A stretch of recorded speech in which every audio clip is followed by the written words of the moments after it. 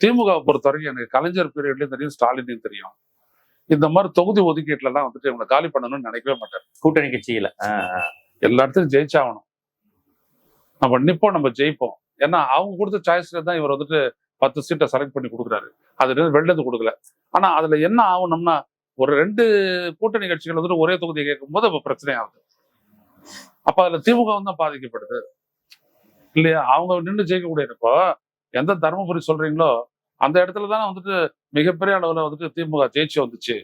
பாட்டாளி மகிழ்ச்சி தோற்கடிச்சு பாஜக கூட்டணியில நின்ற போது பாஜக தோற்கடிச்சு அவங்க வந்தாங்க இல்லையா? இல்ல கூட்டணி இருந்தப்ப அவங்க தருமபுரியில பாமக தானே ஜெயிச்சாங்க 2014 அதுக்கப்புறம் ஜெயிக்கல.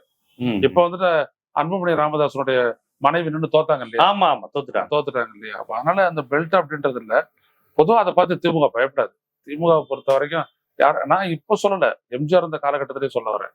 திமுக அப்படிலாம் பயப்படாது. யாரா இருந்தாலும் சரிதான் பாத்துறது. அப்படி எப்பொழுதும் பாத்தீங்கன்னா எம்ஜிஆருக்கு எதிராக வந்துட்டு போட்டியிடுறதுக்கு வரும்போது காம்படிஷன் இருந்தது திமுக உள்ளே.